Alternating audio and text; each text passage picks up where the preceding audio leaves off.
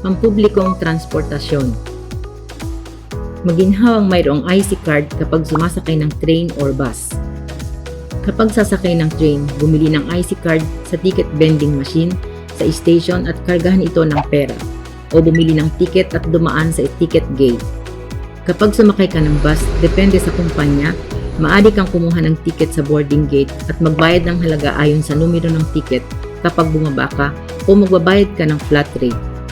Ang ilang mga kumpanya ay may patakaran na magbabayad ng umpisa na nakatakdang halaga. Kapag gumamit ng IC card, pindutin ang reader sa boarding gate. Merit o advantage. Ang mga pampublikong transportasyon sa Japan ay madalas na nasa oras. Makakapagbiyahe ka ng malayo sa murang halaga. Kapag naghihintay ng train, pumila sa platform at iwasang nakipag-usap sa telepono o malakas na boses sa loob ng train. Bigyan ng prioridad ang mga upuan sa mga taong may kapansanan, mga buntis na kababaihan at mga matatanda. Ang mga train ay maaaring huminto sa kalagitnaan dahil sa mga aksidente o inspeksyon. Huwag magpanik o maghintay hanggang sa ito ay magsimulang kumilos. Punto o point. Kapag gumagamit ng pampublikong transportasyon, sundin ang mga mabubuting asal. Bisikleta.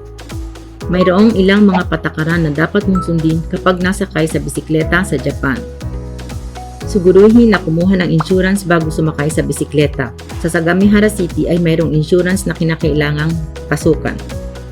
Gayunpaman, kung nakatanggap ka ng bisikleta mula sa ibang tao, kakailanganin mong baguhin ang rehistro ng insurance. Ang mga pamamarang ito ay maaring kumpletuhin sa mga tindahan ng bisikleta o mga home center na nagbebenta ng mga bisikleta.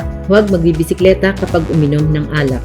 Pinagbabawal ang pagsakay ng magkaangkas, gayon din ang pagmamaneho ng magkahilera o magkatabi at paggamit ng cellphone habang nagmamaneho. Gayon din ang pagmamaneho habang may hawak na payong. Buksan ang inyong mga ilaw sa madilim na karsada. Gayon din, kung may stop sign, mangyaring huminto at suriin ang kaligtasan ng iyong kapaligiran. Magsuot ng helmet kapag sumasakay ng bisikleta. Punto o point. Sundin ang mga patakaran at gamitin ang inyong bisikleta sa maginhawang pamamaraan. Para sa mga detalyadong alituntunin ng bisikleta, mangyaring tingnan ang gabay sa pamumuhay o magtanong sa City Hall. Ang Sagamihara International Exchange Lounge ay nagbibigay ng mga impormasyon sa mga dayuhang mamamayan sa pamamagitan ng iba't ibang wika.